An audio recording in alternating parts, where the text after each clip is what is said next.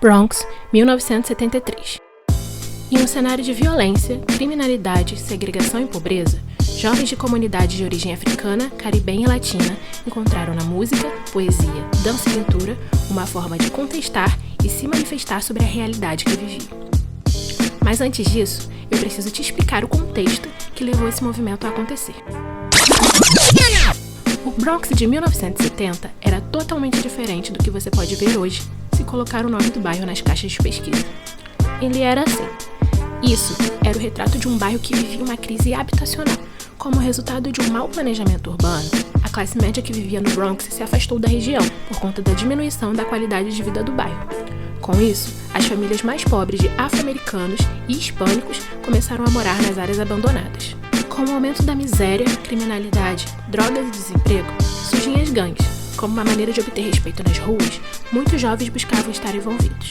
A primeira delas foi a Black Spades, e entre seus fundadores temos alguém que seria de extrema importância. Já no que se tratava da parcela cultural de Nova York, nos encontramos na era do disco, que dominava as noites nas boates da cidade. Mas entre boates e o Bronx havia um gigantesco abismo. Nessa época, mais ou menos no início da década de 70, além da disputa entre gangues, surgiam práticas culturais que serviam como identidade para cada uma delas, como suas roupas e o grafite, que hoje é conhecido como um dos elementos do movimento. E aí, começam a surgir as festas clandestinas, totalmente diferentes do que se consumia nas boates. Clive Campbell era um dos organizadores dessas festas, e em uma delas fez algo diferente. Trazendo ritmos como funk e soul, Clive trazia uma nova técnica ao comandar as picapes, onde o break se mantinha repetidamente e era a parte explorada da música, hoje chamada de breakbeat. Além disso, havia um mestre de cerimônias, responsável por anunciar o DJ e agitar a festa com frases, rimas e efeitos sonoros, levando ao surgimento do freestyle. Ali, um estilo musical até então sem nome nasceu, passando a ser conhecido e apreciado. O ritmo que nasceu com Clive ganhou um nome. Lance Taylor foi um dos principais responsáveis por fazer com que o nome fosse conhecido e a fornecer base técnica e artística para o gênero. O ritmo você certamente já ouviu por aí. Nosso velho amigo, porta-voz de belas e por vezes dolorosas histórias, hip hop.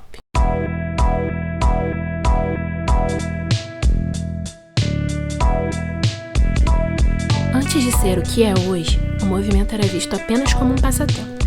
Lance era DJ e um dos líderes da Black Spades que citei alguns minutos atrás. Com o atrito entre gangues e policiais, a violência aumenta, e em um desses confrontos, Lance perdeu um amigo querido.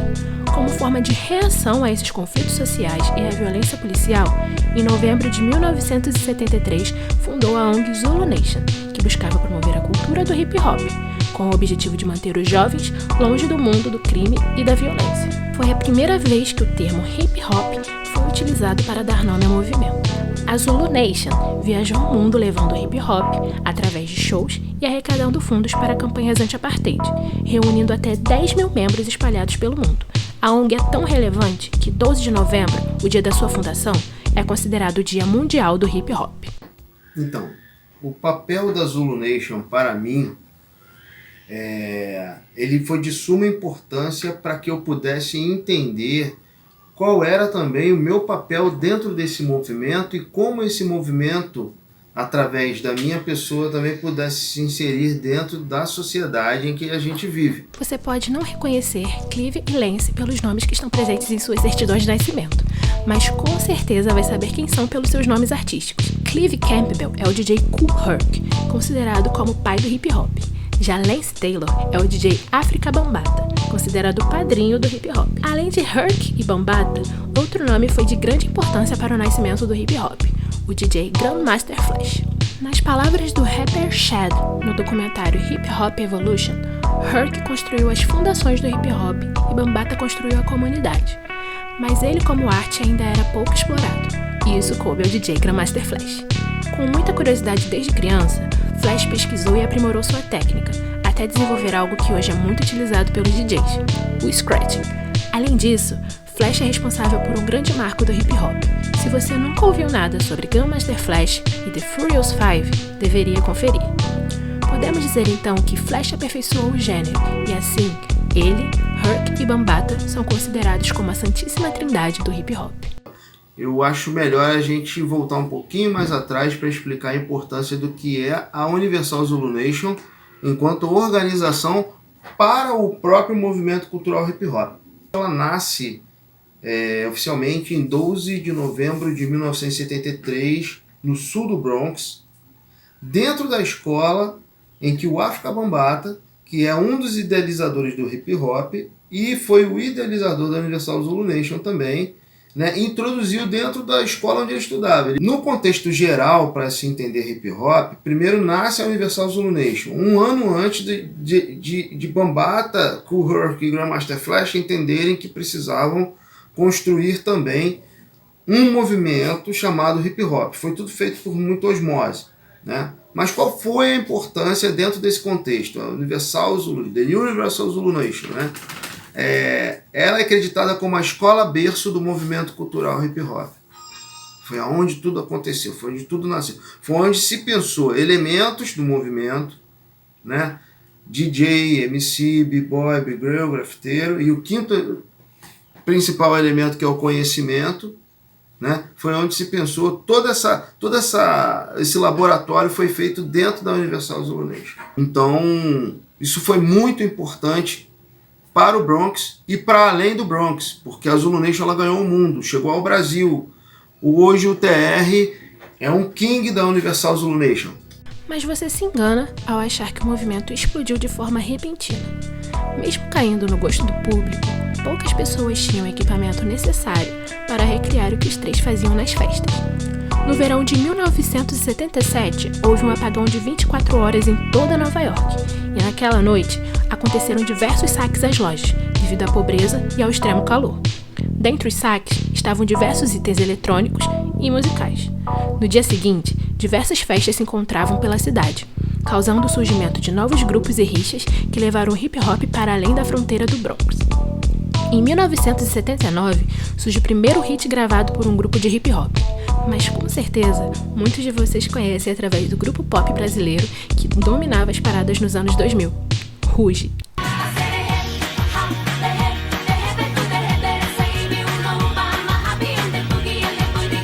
Estou falando de Rapper's Delight, de um dos maiores grupos de hip hop da história. The Sugar Hill Gang.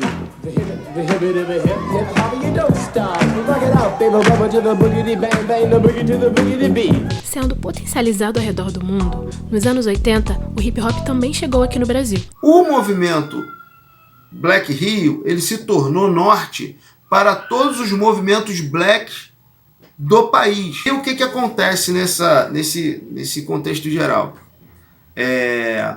O movimento Black Rio, ele vai sofrendo a sua extinção, ao mesmo tempo em que os Estados Unidos também sofrem essa finalização de movimento, né? Quase que uma extinção, e essa quase extinção, ela dá voz a um novo ciclo que se abre a partir de 1979, com a primeira prensagem de Rapper's Delight, que começa a se falar mais, fazer o canto mais falado nas instrumentais de funk e soul, porque até então não existia uma base instrumental para o rap.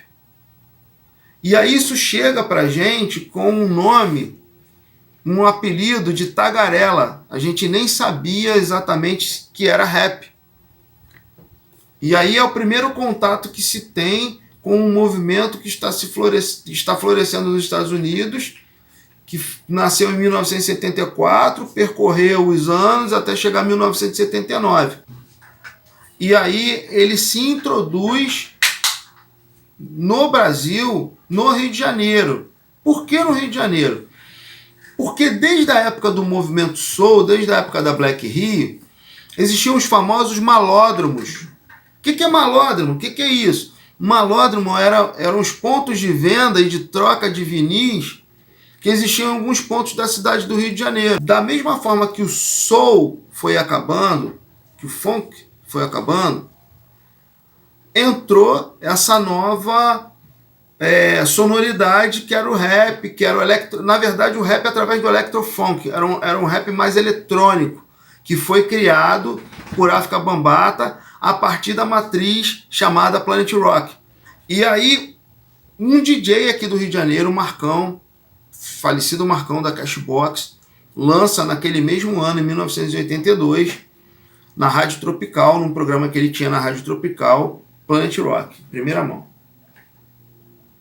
Aquilo pra gente foi uma coisa de outro mundo. E a gente começa a entender que alguma coisa estava acontecendo nessa atmosfera. E aí, falecido MC Paulão, ele começou a abrir as rodas de breakdance no Largo da Carioca e começou a abrir também na Sans Pena. Mas uma das mais frequentadas foi a do Largo da Carioca. E foi onde o Malboro começou a ter contato com a galera, o DJ Malboro, que já trabalhava na Tropical. E aí ele já tinha ouvido Planet Rock, ficou contagiado, viu a galera dançando, e alguns anos mais à frente, já de meados dos anos 80 para frente, ele começa a trabalhar uma fórmula chamada funk carioca. Aí a gente, no Rio de Janeiro, acabou, naquele período ainda dos anos 80,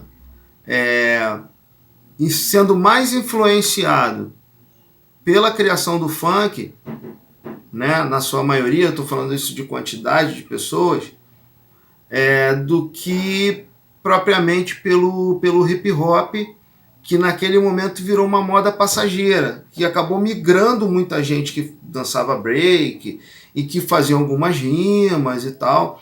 Essa galera acabou migrando pro movimento funk carioca. Aí São Paulo agarra isso com muito mais força. Aí eles criaram uma história também que favoreceu muito o movimento no Brasil, que foi essa entrada do Funk Cia, que era um grupo de soulmans que migraram para o hip hop através do breakdance, e eles fizeram os acontecimentos marcantes ali entre as esquinas da Dom José de Barros com a 24 de Maio no centro de São Paulo. Hoje tem ali uma placa que é o Marco Zero do hip hop do Brasil, que tem colocado ali, está ali, cunhada ali naquele lugar, juntamente com os nomes, né, contendo ali os nomes de todos os seus fazedores, de todos os seus pioneiros. Então São Paulo elevou isso para um nível maior. No que se trata de hip hop, alguns itens foram adotados como um uniforme. O estilo que vinha das ruas era facilmente encontrado nos grupos de rap. Exemplo disso foi a febre do tênis Adidas Superstar. Já conhecido entre os jogadores e amantes do basquete, o tênis ganhou uma evidência ainda maior quando o grupo Run DMC trouxe o que era das ruas para o palco. O Adidas Superstar ele sai das quadras de basquete e ele ganha as ruas. E nesse ganhar as ruas, o principal fenômeno que ajuda ele a se consolidar como um ícone de moda é o hip hop. Ele passa a fazer parte do movimento, e quando a gente fala em movimento hip hop aqui, não é só do rap. Ele também está nos pés dos b-boys, ele também está nos pés dos grafiteiros. E ele passa a fazer parte da indumentária, né? Ele passa a fazer parte do código de vestimenta dos membros dessa cultura. E também não dá pra gente falar em Adidas Superstar dentro do hip hop sem mencionar o Run DMC. O grupo tinha o Adidas Superstar como parte do seu uniforme. Eles usavam agasalhos coloridos da Adidas, com o tênis combinando. E uma das coisas marcantes é que eles usavam os tênis sem cadarço.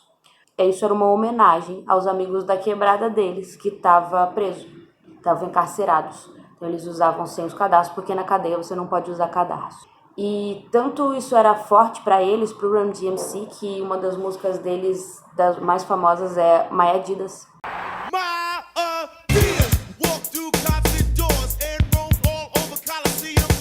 Após um grupo de executivos da marca assistirem a 20 mil pessoas no Madison Square Garden, levantando seus pares de tênis enquanto a música tocava, um contrato de $1 milhão foi firmado entre Adidas e Run DMC, o que os tornou o primeiro grupo de rap a fechar contrato com uma grande marca. Isso consagrou o tênis como um dos mais vendidos da história da Adidas, e com certeza é um dos modelos que você pensa ao ouvir o nome da marca. O basquete, a cultura de rua e o hip hop estão ali super aliados, a gente sabe disso, mas é legal lembrar que nas décadas passadas, tanto quanto hoje, os atletas eles exerciam um poder gigantesco, né, de influência sobre os fãs dos esportes. E eu acho que essa febre, né, essa influência dos tênis veio principalmente daí.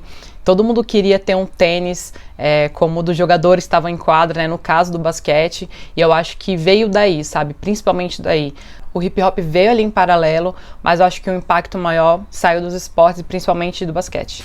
A febre dos sneakers foi o primeiro contato do hip hop com o segmento mais comercial. Hoje poderíamos facilmente afirmar que o que aconteceu é semelhante ao resultado de um marketing de influência.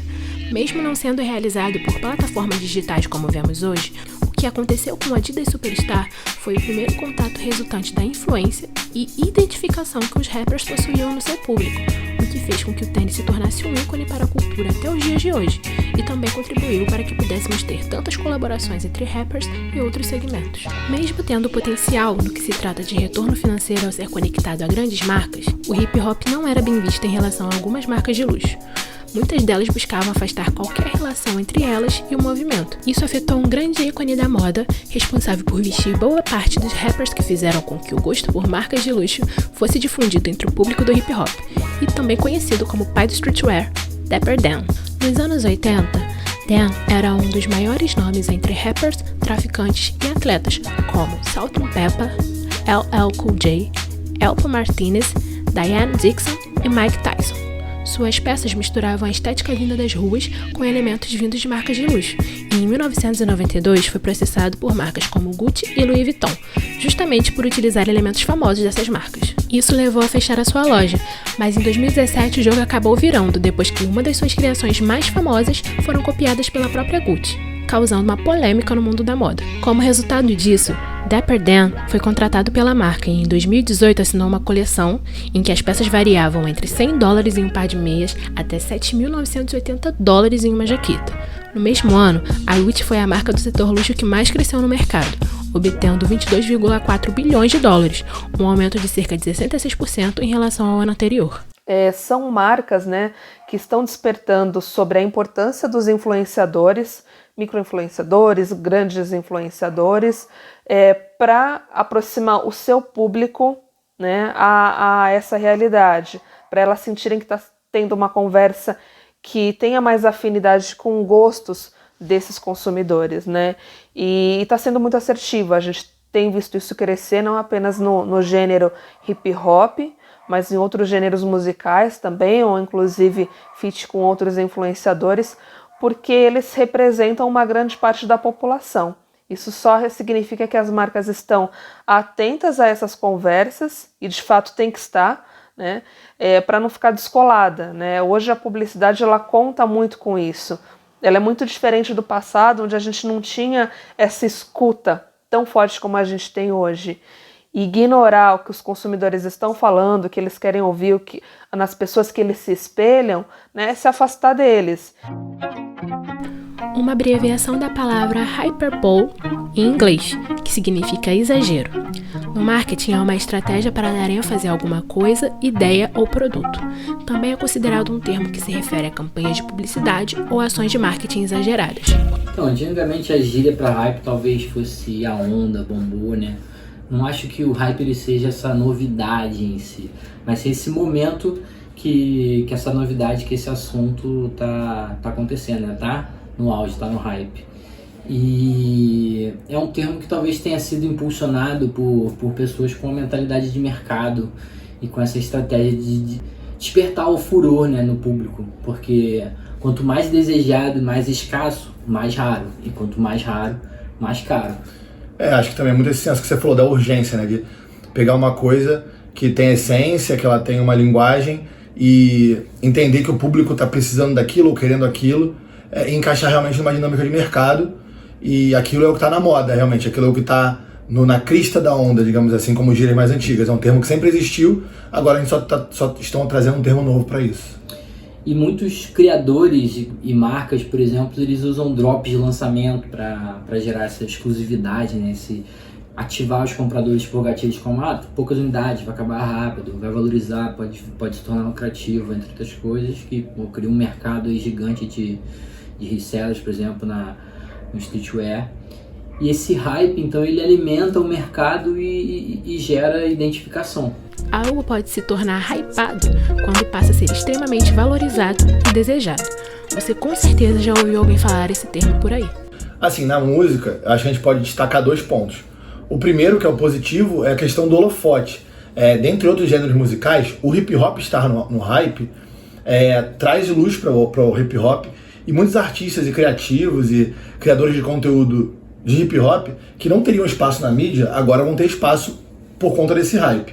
Negativamente, também tem o lance da pasteurização. Por ser comercial, acaba sendo um caminho comercial de marketing mais fácil. Então muitos artistas, muitas empresas, muitas gravadoras forçam esse caminho mais seguro, que é um caminho que está dando retorno, está dando resultado. Então, consequentemente, come um pouco do espaço do novo, do inusitado, da experimentação. Então tem esses 2 pontos. Tem um lado positivo, do aspecto geral, macro, e tem o aspecto negativo do lance de você realmente perder um pouco a essência da criação e tentar reproduzir uma fórmula de mercado que vai estar gerando resultado ali, que é o lance de estar transformando o hip hop mais em produto, né? Como a gente sempre conversa. E esse sentimento ambíguo eu também acho que ele também se manifesta no público, né? Que, por exemplo, pode ficar completamente descontrolado, consumista e fazer loucuras, ao mesmo tempo que também ele, com aquele objeto, com aquela música, se sente pertencente, participando daquela cultura, ele se sente apoiando aquele artista, ele sente satisfação por estar vestindo, ouvindo, ou tendo aquela presença daquela coisa na vida dele, né? Porque a gente vive em tribos e através desses códigos que a gente se associa, que a gente mostra para as outras pessoas o interesse, né? E os grupos que a gente faz parte.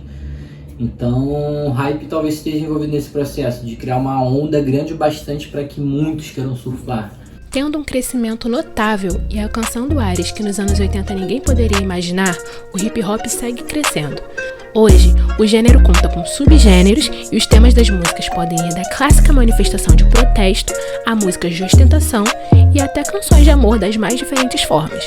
A gente está testemunhando uma geração onde o hip hop só tem crescido. Ele teve essa virada por causa de cada pessoa que participa ativamente do movimento. A cada rima, a cada roda, a cada batalha, a cada grafite, a cada evento, até outros elementos que estão mais soltos, como até a própria pichação, a cada elemento que faz parte dessa cultura como pilar, pelo menos aqui no Brasil pra gente, eles são representações que abordam questões latentes do desenvolvimento social urbano. É o jovem falando, é o jovem se expressando, falando do problema dele pra alguém que nem ele, que entende também aquele problema. Exatamente, são tantas pessoas que se identificam e curtem que acho que se tornou uma coisa que é intangível para uma marca construir uma história de cultura como essa. E talvez isso por muito tempo, se não para sempre, seja maior do que qualquer marca, a história do hip hop, né? Então, depois da internet, o hip hop talvez seja o ritmo mais ouvido do planeta.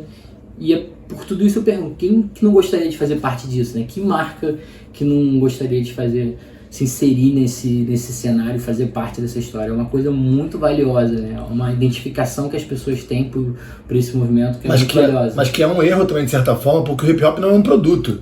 Ele é mercantilizado, como tudo, num sistema capitalista, num sistema vigente hoje em dia, mas a essência dele não é essa. A essência é a expressão. Então, essa expressão, essa essência é o que as marcas querem comprar.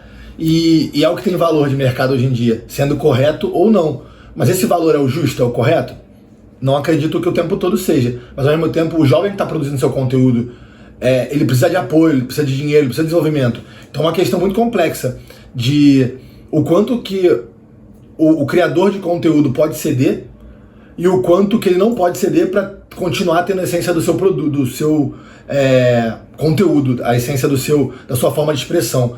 Então é uma dicotomia muito grande, é complexo, mas é o papel do hip hop também estar se inserindo no mercado, porque ele é o que acontece, ele é a periferia, ele é o jovem, ele é a educação, ele é a comunicação oral de cada um falando com o outro na roda, aprendendo na rua. É uma coisa que sempre aconteceu. A comunicação naif, a comunicação espontânea, a educação oral.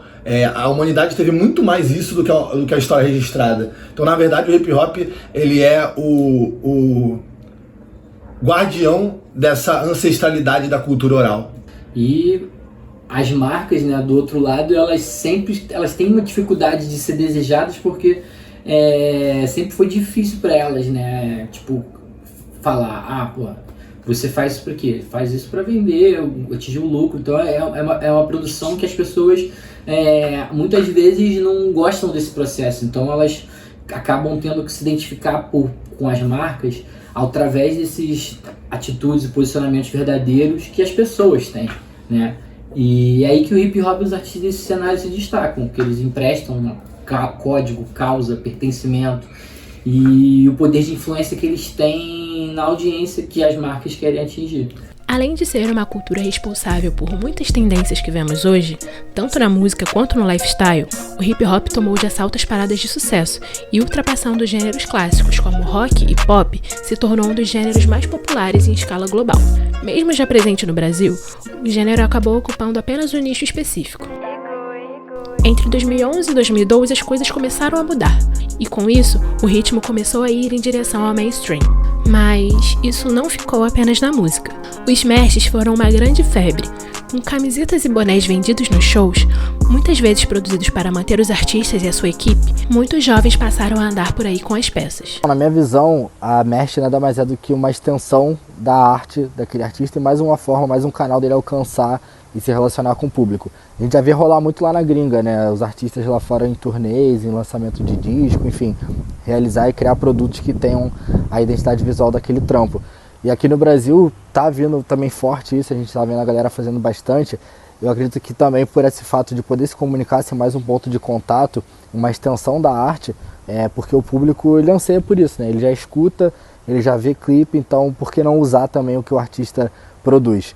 E além disso, eu acho que os artistas têm entendido que também é mais uma forma de monetizar e rentabilizar o trabalho, tá ligado? A presença de marca desses artistas foi gigante, e arrisco dizer que assim como os sneakers que citei lá atrás foram impactantes na época e serviam como identificação, aqui no Brasil não foi diferente no que se trata desses itens. O match realizado entre a marca de streetwear Pormenor e o rapper carioca Ramonzinho é um exemplo. Então quando o Ramonzinho tava para lançar, né, o disco Arteiro, a gente já conversava sobre uma possível collab com ele é já um parceiro de longa data da Pormenor. E aí quando ele veio com essa capa, com a identidade visual criada pelo Mulambo, que é um artista incrível também, que a gente é muito fã, e aí pra gente foi natural, a gente já tava super antenado e ligado nessas paradas que rolam muito lá fora. A gente tava vendo rolar aqui dentro, né, artistas tipo o Matuê, assim, lançando merch e dando muito certo. A gente falou, cara, vamos fazer, mano, vamos pegar a identidade do disco, que já é linda, né, a identidade do disco dele é muito bonita, e vamos estampar isso numa camiseta que vai funcionar. E de fato funcionou, assim, a gente lançou uma primeira leva, esgotou muito rápido, a galera pediu, a gente lançou outra leva, a gente lançou 3 levas, resumindo.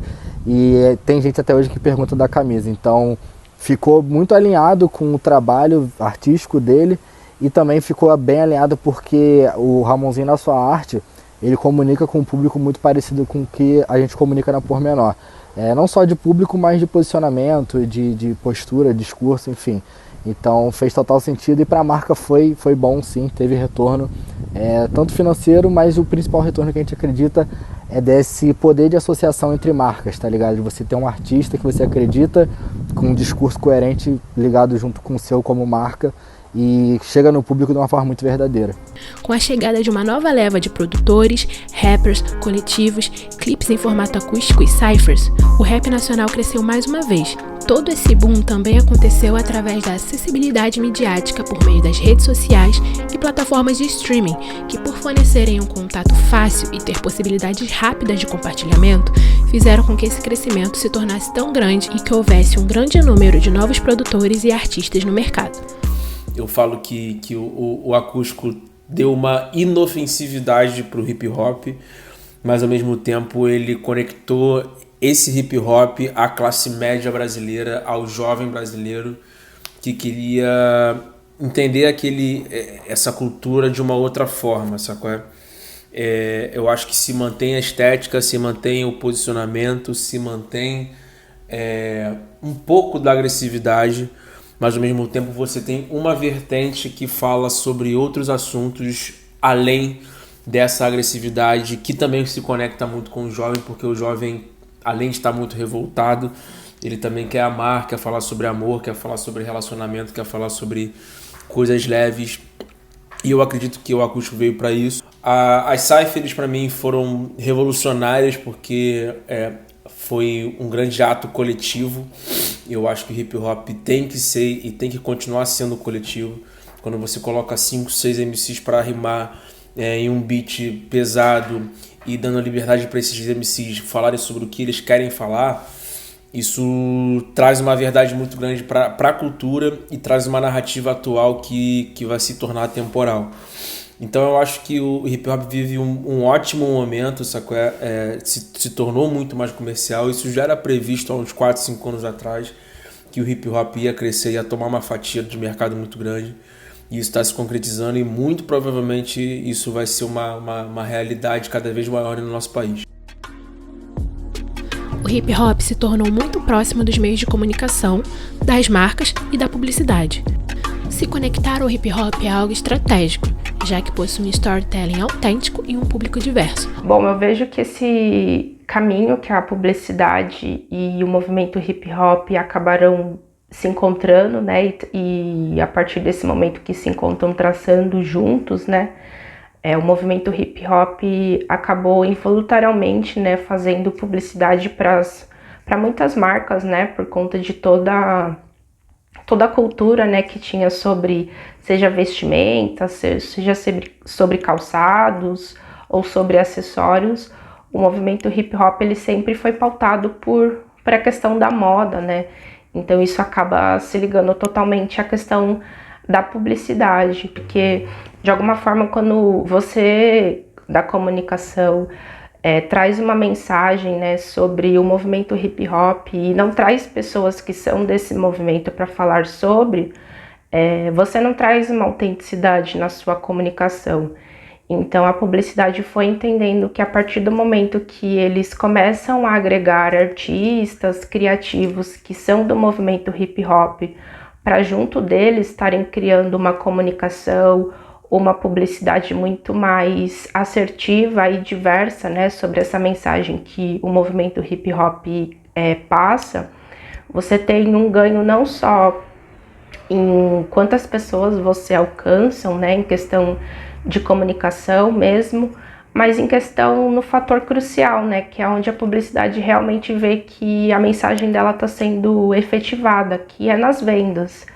Então, a publicidade e o meio da comunicação, a partir desses números crescentes, né, em questão de vendas, a partir do momento que a comunicação delas é feita de uma forma muito mais diversa e muito mais autêntica, elas só tendem a ganhar, e o movimento hip hop de alguma forma também, porque eles conseguem, através dessas marcas, com que a sua mensagem seja dissipada, né, e levada a muitos outros lugares e terem um alcance muito maior, e de alguma forma também servem como referencial para que outras pessoas que acabam não sabendo sobre como fazer em questão de colocar a sua arte no mundo, elas conseguem de alguma forma serem um referencial, né, para essas pessoas e mostrar que tudo que elas de alguma forma querem desenvolver enquanto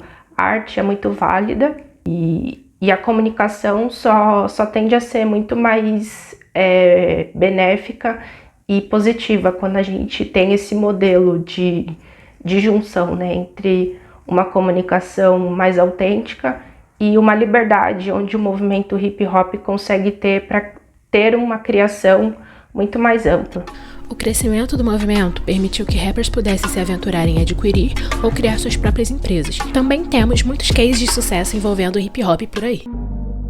Além de possuir sua própria gravadora e estar desenvolvendo sua marca de bebidas, vale destacar as parcerias do rapper com o McDonald's e a companhia de jogos Epic, desenvolvedora do jogo Fortnite.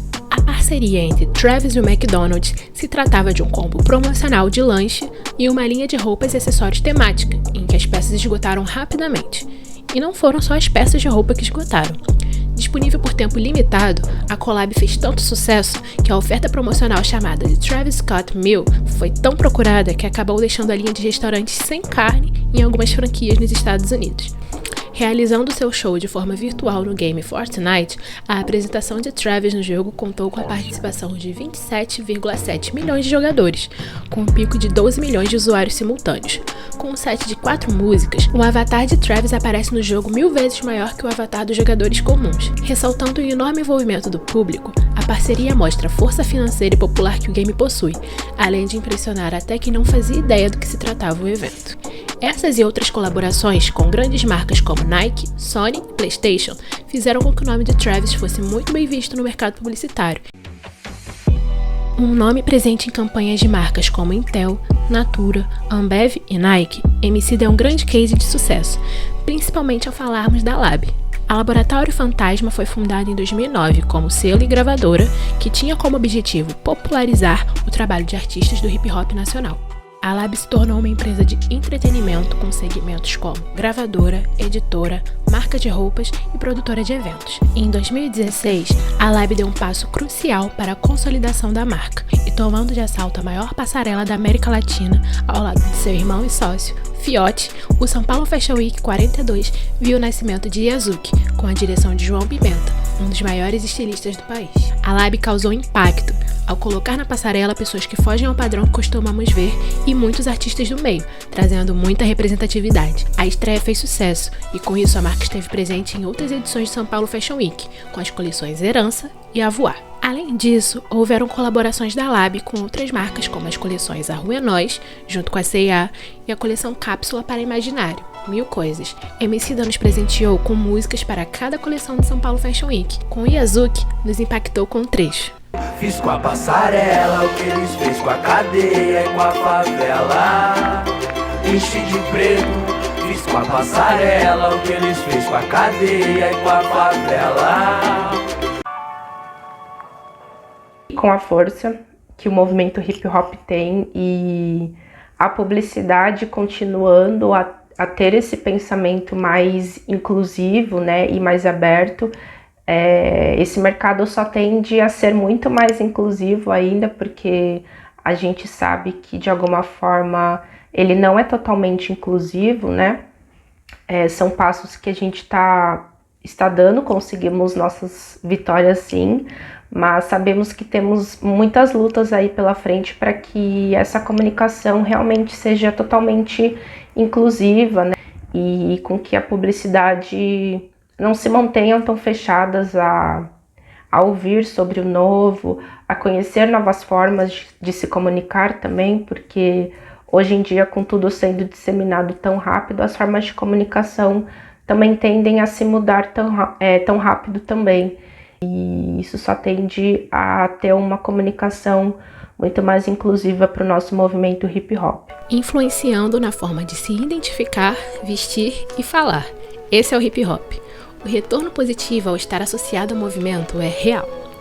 O crescimento fez com que quem antes estava à margem pudesse escolher para onde vai e aonde quer chegar. O hip hop permite que muitos jovens, principalmente os jovens negros, possam ter inspiração e força para serem quem são e alcançarem seus objetivos. O hip hop, para mim, além de tudo, ele é um instrumento de autoestima. E pela nossa sociedade totalmente quebrada, totalmente mal formada para justamente não inspirar jovens e pessoas pretas como nós a querer ser alguém, o hip hop ele chega em um momento, ele chega num lugar de criação de autoestima e de principalmente falar que é possível. Muito geralmente a gente sempre vem de lugares que são muito quebrados socialmente falando. A gente tem pouquíssimos exemplos de vitórias dentro das nossas famílias e ao nosso redor. E quando a gente vê no hip hop pessoas falando sobre autoestima, falando que vão conseguir, falando que é isso mesmo que vai acontecer, que a verdade é aquela que ele está falando, e que aquela vitória dele naquele momento, dentro daquela câmera, é possível, isso torna a realidade mais natural e isso inspira pessoas a querer mais. Então a grande função do hip hop é essa. Isso é um grande antídoto para toda a má formação social que a gente tem no nosso país, que sempre fortaleceu e sempre fomentou a nossa depressão, a gente não acreditar na gente, não acreditar nos nossos traços, e o hip hop vem para curar isso. Hoje nós podemos ver representantes do hip hop ocupando lugares relevantes no mercado e levando a bandeira do movimento para diversos segmentos. Sendo assim, é fácil constatar que para a publicidade, um movimento que cresceu e continua crescendo com toda essa velocidade é uma grande oportunidade a ser explorada. Para mim, o hip hop influência porque ele conversou de um jeito diferente com quem estava nas ruas. Ele fez os invisíveis serem vistos. Porque ele representa os anseios de grande parte da população brasileira especificamente, que é composta aí por cerca de 56% da população preta e parda autodeclarada no país. E são pessoas periféricas muitas vezes que estão muito conectadas com a mensagem do hip hop. Uma mensagem que busca a igualdade, uma mensagem que busca por direitos, por respeito, por representatividade. Porque ele é cultura. Bate de frente com o status quo, quebra o status quo. Ele muda toda a normalidade que já existiu e empodera simplesmente com a força própria um monte de gente. O movimento hip hop de fato salva vidas, tá ligado? O hip hop entra em lugares que o Estado não entra, que as políticas públicas não entram. Então isso é um ponto de partida para falar sobre hip hop, mas tudo que envolve a cultura do hip hop de fato é transformador para a juventude, para jovens que vêm de periferia, jovens negros, pobres, tá ligado? Ele é um movimento que a gente pensa, e conforme a gente pensa, a gente age. A gente precisa agir. E o agir é amar cada vez mais o nosso próximo, o ser humano. É tentar transformar essa sociedade em uma sociedade melhor e mais igualitária. Ele, de alguma forma, ajuda muitos artistas que nascem em locais marginalizados ou fora dos centros das cidades a poderem mostrar a sua arte, né, uma influência para que mais pessoas possam se inspirar e colocar também sua arte para fora, representando o seu pensamento ou o pensamento da sua vivência mesmo. Que educa, e o hip hop, e quando você é um cara educado, você sabe que você pode chegar em lugares que são muito maiores do que você imaginava. A partir do momento que você não tem teto para os seus sonhos, você consegue enxergar novos horizontes, e o hip hop traz isso. Matei mais dragões que Alice, punho cerrado, eu disse tamo informação. Erguendo o império, superação. Tipo a Chimamanda, trago informação. Lindas flores do gueto, sou flor do gueto. Estrelado meu show, ei. Triunfo pra nós, viva o povo preto. A rua é nós, então segue o flow. Papo de progresso, levante e grito. A voa, nossa voz ecoa. Taco fogo nas faixas, faixa preta. Sou preta, sou gueto, sou rap, força. Disseram que eu não deveria sonhar. Sonhei alto que nem Maya Angelou. Sou pássaro livre, tô pra cantar. Mulher do fim do mundo, eu sigo e vou. Como diz minha mano Altini, se eu for pra essas minas, um espelho eu venci.